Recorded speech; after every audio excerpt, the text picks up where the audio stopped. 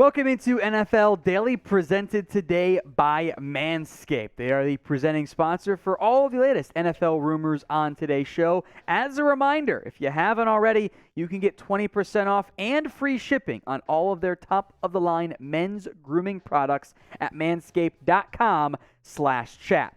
We begin today's show with some Baker Mayfield, Jimmy Garoppolo trade conversation. In particular, could one of them go, I should say, to the Carolina Panthers. The Panthers, once again, have been linked to both QBs as they search for a more viable starting option than Sam Darnold. Here's what ESPN's Jeremy Fowler said this morning.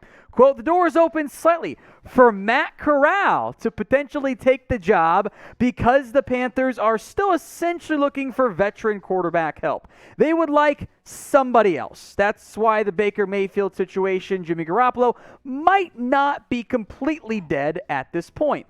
And it certainly seems that Sam Darnold is the favorite to start. They know Matt Corral is a bit of a project, a little like Malik Willis, because of the offense he comes from in Ole Miss. He's going to need some time to learn the nuances of the NFL game, but they love the talent. So he could at least make this interesting for sure. We'll come back to Baker and Jimmy G, which is kind of the buried lead in that whole quote. But first, just what Carolina has right now on their roster. P.J. Walker did get a chance last year. He looked like you would expect P.J. Walker to look like, to be honest. Matt Corral's third-round pick out of Ole Miss. The incumbent is Sam Darnold, who, to be blunt, is not a starting caliber quarterback. We have 4 years of starting sample size for Sam Darnold. If these numbers are indicative of a franchise QB, I would assume you're speaking about the USFL, not an NFL franchise. He has simply not been good for 4 years. So, of course, the Panthers are looking for a better option at quarterback. Sam Darnold is not that guy. He's never been that guy. He has been a bust in the NFL. Now, Corral's numbers look okay. 20 touchdowns, 5 interceptions. That part was great. The offense he ran, like Fowler alluded to, was not particularly NFL caliber. I called it a Mickey Mouse offense in our draft coverage. It was RPOs, play action, one predetermined read, vertical shots. They're like, I think I watched the Bama game in particular, and they were like 2 pro concepts of like, read this 2x2 and make a, like, they didn't do that. That's not the offense that they ran. They didn't need to. That's not how the college game is designed. So Corral does have a quick release, good arm talent, good athletic ability. There's upside there. He ain't ready, and he might never be ready. And for an organization who is trying to keep their jobs, namely head coach Matt Rule, they should be looking at veteran options, of which there are 2 main ones, Baker Mayfield and Jimmy Garoppolo. We are about to go further in depth on both of these guys. Before that, though, who would you rather have if you were in desperate need of a QB, let's just say for this upcoming year? Who would it be? Type BM for Baker Mayfield, JG for Jimmy Garoppolo. This is the pinned comment on today's show. So if the ad break comes here on YouTube, take advantage of it. While that ad plays, head down there and pick a QB for me.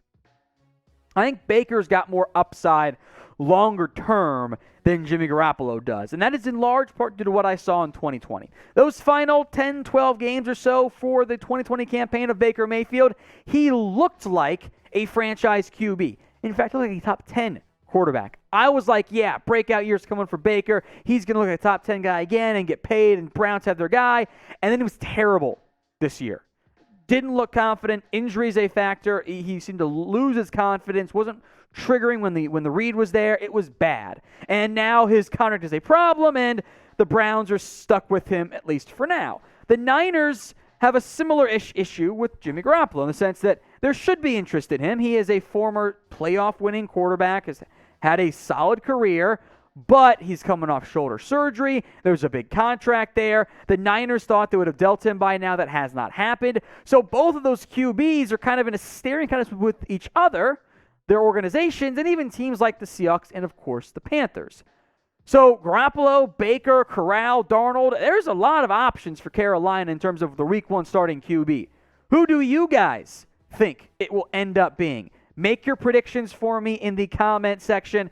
I'll say almost no wrong answer because it's pretty much unclear at this point. So let me know in the comments who you think starts Week 1 for Carolina. Manscaped has brought back the Ultra Smooth package. First up, use your Lawnmower 4.0, trim it down a little bit, because I'll let you guys in on a secret. If you like it when your girl's smooth, she probably likes it when you're smooth as well. So step one, bust out the crop exfoliator. Soothes and clears, keeps the skin around the groin feeling nice and fresh. Use the crop gel. It's a unique clear gel that is see-through. Make it a little bit easier to shave down there. And then bust out the crop shaver razor. Smooth, not going to cut you. It's 3 precision blades, extra wide, lubricating strips, as you can see on screen here. The head pivots, by the way. Ultimate groin shaving experience. 20% off and a free shipping when you use manscaped.com/chat as URL. Promo code chat if needed. They only just brought this back, and we appreciate Manscaped for listening to the people and, of course, sponsoring our show here at NFL Daily. Odell Beckham to the Saints? ? Upward inflection indicating confusion. OBJ was linked to the Saints by Sports Illustrated, with the general gist of it being, well, he played at LSU. The Saints are bringing back all of the former LSU players, and he's boys with Jarvis Landry, which it's all true, by the way. My issue with this idea is the Saints really need another wide receiver. This was a huge need for them entering the year. Since then, they, in theory, are going to have Michael Thomas back. That's a bit of an asterisk still at this point, but I would expect it. Chris Olave was the first-round pick. They re-signed Traquan Smith. They signed Jarvis Landry. If Marquez Callaway is your number 3 receiver, you feel a lot better about that, or even if he's your number 4 receiver, than if he was your number 1, like he was at points last year, or maybe your number 2. So I get the connection is there. I didn't think OBJ would sign with the Rams in the first place because they had receiver options. I don't know if this is a great fit team and player-wise right now. So what do you think? Who do you believe will end up signing Odell Beckham whenever he decides to land with a new team? Make your predictions for me right now in the comments section. OBJ, maybe wild card is a good way to term him. He has not been the same guy the past couple years, but then with the Rams, especially the back half of his 2021 campaign, including playoffs, that's the numbers reflected on here, he was looking like prime Odell Beckham or close to it. Then he tears the ACL in the Super Bowl, and that's going to make him miss at least part of the year, and he is a wild card at this point. Now, Sports Illustrated linked 3 other teams in this article to Odell Beckham. The LA Rams, which makes perfect sense. He said he wants to be back. The Rams have said they want him back, so that's my guess where he ends up. The Patriots have been linked time and time again. I get that one. And they threw in the Dallas Cowboys because OBJ's family wants him in the Cowboys. It's just not going to happen. It doesn't make any sense. So cross the Cowboys off the list. I think the Rams, in the end, will make the most sense. We will continue to keep you guys updated with what's going on around free agents like Odell Beckham, Davion Clowney, etc., the draft. We keep you covered with daily videos here on the NFL. So if you haven't already, hit that big red button and subscribe. It's youtube.com/chatsportstv. Let's talk Nick Foles now. Speaking of top free agents left, Foles was cut by the Bears after the NFL draft. They had tried to trade him, and shouldn't surprise anybody, they had no real takers for him. His contract was not that expensive, but Foles is not that guy he was at his best, and that best was pretty short-lived anyway. Now, the Colts have been linked to Nick Foles in large part because Frank Reich, the former Eagles coach, is now the Indianapolis Colts head coach. And he's an Indy. Foles is a free agent. They need a backup quarterback. Frank Reich was even asked directly by Indy media about signing Nick Foles. Here's what he had to say. Quote, "We're always looking at who makes this team better at every position. Who are the available vets? Who can we still sign?" GM Chris Ballard is very methodical about that process. We are not in a rush. There's a timing to the way things go and the way the roster is put together that is very intentional. That's not a no on signing Nick Foles, to be honest. It almost kind of sounds like, we'll see, right? So what do you think? Will the Colts end up signing Nick Foles? It was also a clever non-answer as well, but not a no, not a yes. It's a we'll see. Do you think they'll do that? 1 for yes or 2 for no. Make your predictions in the comments section.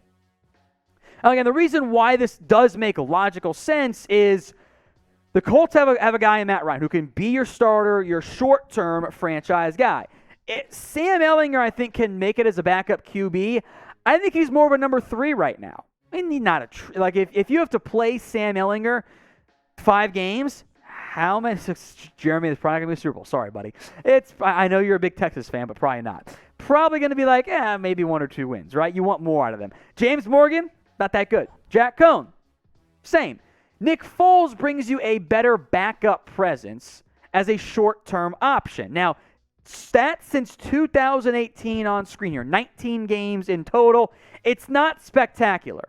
If you were to play Sam Ehlinger for 19 games, I think you would be very happy if you got that level of production. Now, the Bears' handling of the Nick Foles contract was a disaster. They traded for him, redid his deal, and were stuck with him for years because of the way they redid that contract. It was a huge, huge issue. If he goes to Indy, it'd probably be a cheap 1-year deal. So I do think Foles will sign. Indy and Jacksonville make a ton of sense to me as potential destinations, but I don't think he's going to sign in the immediate future. I think this might be a bit longer of a process for him.